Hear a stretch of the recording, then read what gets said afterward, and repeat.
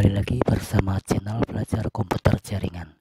Channel belajar komputer jaringan pada kesempatan kali ini akan memberikan sedikit penjelasan tentang kontrol panel pada Windows. Seperti kita ketahui bahwa hampir di setiap Windows atau mungkin di setiap Windows baik berbeda versi itu pasti ada yang namanya kontrol panel. Terus untuk apa sih kontrol panel tersebut? Nah, di sini kita akan coba jelaskan sedikit tentang apa itu kontrol panel dan isinya apa sih tentang kontrol panel itu. Oke, untuk membuka tampilan kontrol panel pada Windows baik Windows 7, 8 maupun 10 atau 16, silakan bisa kalian klik melalui menu Start, kemudian disitu akan tampil menu kontrol panel. Tetapi apabila misalkan di Windows kalian tidak ditemukan menu seperti ini, kalian juga bisa mengetikkan melalui kolom pencarian. Ya, kolom pencarian di sini silakan kalian ketikkan kontrol panel. Ya, setelah diketikkan kontrol panel, di sini nanti akan muncul tampilan menu kontrol panel, atau mungkin bisa langsung kalian enter saja sehingga nanti akan muncul tampilan seperti ini. Dan nanti tampilannya berbeda-beda antara Windows 7, Windows 8, Windows 10 atau Windows 16. Yang penting intinya sama, bahwa kontrol panel merupakan komponen Windows yang berfungsi untuk melakukan pengaturan berbagai fitur, baik itu software, hardware, atau yang lain. Termasuk di sini ada pengaturan dari internet dan jaringan. Ya, kita coba melihat satu persatu isi dari kontrol panel ya. Jendela kontrol panel sini tampilan pada Windows 7 seperti ini. Mungkin nanti tampilan di Windows kalian berbeda, tapi intinya sama. Di situ ada menu System and Security. Ya, ini menu System and Security di sini digunakan untuk melakukan pengaturan yang berkaitan dengan sistem, termasuk di situ adalah Windows Firewall, kemudian Windows Update, kemudian Power Option, Backup and Restore, Administrative Tool, ya, dan masih banyak yang lain. Silakan bisa kalian coba-coba untuk melakukan pengujian terhadap menu-menu atau sub-sub menu yang ada pada menu System and Security. Misalkan saya klik pada bagian cek firewall status. Misalkan kalian bingung, tinggal kembali lagi back ke halaman sebelumnya. Ya, tanda panah ya, ini bisa back ke halaman sebelumnya.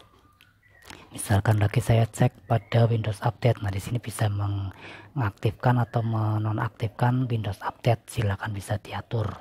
Ya, kalau misalkan sudah, kembali lagi ke halaman sebelumnya. Kemudian di sini juga ada pengecekan terhadap masalah yang ada pada komputer. Di sini troubleshooting common computer problem. Nah, di sini berkaitan dengan penyelesaian masalah. Nanti biasanya akan muncul jendela help untuk memberikan bantuan dalam melakukan penyelesaian masalah yang ada pada Windows di sini. Ya, misalkan di sini ada troubleshooting, silakan kalian bisa klik pada yes, misalkan sini, kemudian nanti akan dimunculkan seperti ini troubleshootingnya di bagian apa. Ya, misalkan apakah ketika kalian melakukan run programs, konfigurasi device ya, konfigurasi device, kemudian pengaturan network, misalkan sini connected internet. Nah, di sini nanti akan muncul tampilan seperti ini, misalkan troubleshoot and help prevent computer problem. Tinggal nanti next ketemuan solusinya bagaimana. Ya, kalau misalkan tidak diketemukan solusinya, nanti akan disambungkan ke internet untuk dicarikan solusi melalui situs dari Microsoftnya sendiri atau situs resmi dari Microsoftnya sendiri. Kemudian saya kembali lagi di sini untuk kontrol panel. Jadi ketika kita klik ini, tampilan kontrol panel ini ke tampilan awal pada Windows 7 ya. Ketika saya klik salah satu di sini, nanti menu-menu yang di awal tadi munculnya di sini. Ini sama saja. Ya, ini ada data network, hardware, software, hardware and sound, program, user account and family, dan seterusnya. Jadi untuk System and Security sudah bisa dilihat, ini tampilan submenu dari System and Security. Bisa kalian coba-coba, kalau misalkan bingung bisa back ke sini. Ya, intinya di sini untuk melakukan pengaturan mengenai sistem dan keamanan sistem. Kemudian network and internet. Nah, di sini untuk network and internet sendiri di sini ada beberapa submenu, yaitu network and sharing center, home group, dan internet option. Pada network and sharing center di sini yang biasa digunakan untuk konfigurasi jaringan, ya biasanya di sini akan ditentukan interface-nya atau adapter yang digunakan dalam jaringan komputer. Misalnya kita view network status and task, di sini akan muncul beberapa menu seperti ini. Ada manage wireless network, ada change adapter setting, kemudian ada change advanced sharing setting. Ya, tinggal kalian sesuaikan mau pengaturan yang mana. Kemudian ada home group di sini untuk melakukan pemilihan home group, ya, atau pembuatan home group baru, ya. Kemudian ada internet option di sini untuk melakukan pengkoneksian ke internet, ya, bisa kalian setting connect to the internet, bisa menggunakan yang tampil sini, ya. Intinya untuk melakukan pengkoneksian ke internet. Jadi intinya pada menu network and internet di sini digunakan untuk melakukan konfigurasi atau pengaturan-pengaturan yang berkaitan dengan jaringan komputer, termasuk di dalamnya adalah internet dan home group, ya. Kemudian selanjutnya kita ke halaman utama aja. Di sini ada hardware and sound, ya. Hardware and sound di sini ketika kita klik di situ akan muncul beberapa submenu, ada device and printer, autoplay, sound, power option, display, Windows Mobility Center. Di sini ada fasilitas yang digunakan untuk melakukan penambahan hardware, penambahan printer, mouse, dan penampilan device manager. Ya, untuk melakukan device manager atau mengecek device manager di sini juga muncul di situ. Kemudian ada autoplay untuk melakukan pemutaran file atau pembacaan file secara otomatis ketika kita melakukan penginputan perangkat, kemudian pemfungsian otomatis terhadap perangkat keras yang terpasang, ya, dan sebagainya. Kemudian ada sound di sini untuk melakukan pengaturan terhadap media output, yaitu sound atau speakernya. Kemudian ada power option, ini berkaitan dengan pengaturan baterai, ya, baterai dari laptop. Kemudian udah display untuk pengaturan tentang display, baik resolusinya, pengkoneksian ke proyektor atau pengkoneksian ke external display.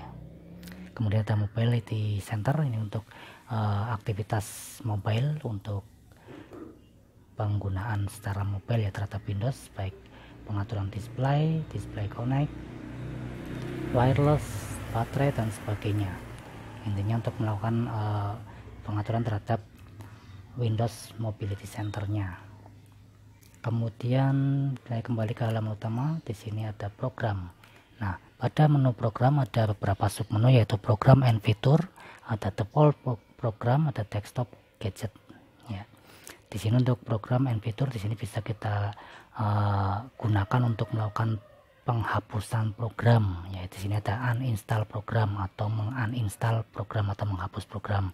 Kemudian ada mematikan fitur pada Windows, ya. Di sini ada turn Windows fitur on or off, ya. Itu jadi bisa mematikan, bisa menghidupkan kembali. Kemudian view installed update terhadap aplikasi-aplikasi yang update, ya, instalasi update-nya bagaimana. Kemudian ada run program match preview, silahkan bisa kalian coba cek satu-satu kalau bingung lagi, atau kalau misalkan tidak memerlukan pengaturan tersebut bisa back ke sini, ya, tanda panah. Kemudian ada default program, ini juga untuk melakukan pengaturan setting terhadap media atau perangkat yang digunakan oleh program. Misalkan untuk program yang berkaitan dengan multimedia nanti akan menggunakan soundnya yang bagaimana dan sebagainya, ini akan dilakukan pengaturan di sini, default programnya. Kemudian untuk kita coba untuk change default setting media. Nah, di sini ada Audacity, kita bisa melakukan pengaturan di sini, ya, untuk melakukan pengaturannya. Ini Audacity nanti akan dibuka menggunakan program apa dan sebagainya, bisa kalian atur di situ, ya. Ya, saya back lagi. Kemudian untuk desktop gadget. Di sini bisa kalian tambahkan gadget desktop, misalkan untuk tampilan yang nanti di background ya. Misalkan saya nanti pengen di background, misalkan background ini background ya, di background ini saya pengen tampil jam di situ, bisa kita klikkan clock di sini ya, clock di sini, kemudian nanti kita lihat. Nah ini di sini akan muncul jamnya ya. Untuk menghapusnya atau menghilangkan lagi tinggal silang. Kemudian saya pengen tampil kalender, tinggal klik 2 kali muncul kalender di sini ya. Itu untuk gadget ya. Kita kembali lagi ke menu control panel, menu utama. Kemudian ada user account and family safety. Nah di sini di user account ini digunakan untuk melakukan pembuatan akun pada Windows. Biasanya ketika misalkan komputer kalian sering digunakan oleh beberapa orang, silakan bisa memanfaatkan akun ini untuk bisa mengamankan file-file kalian yang ada di komputer atau di laptop kalian.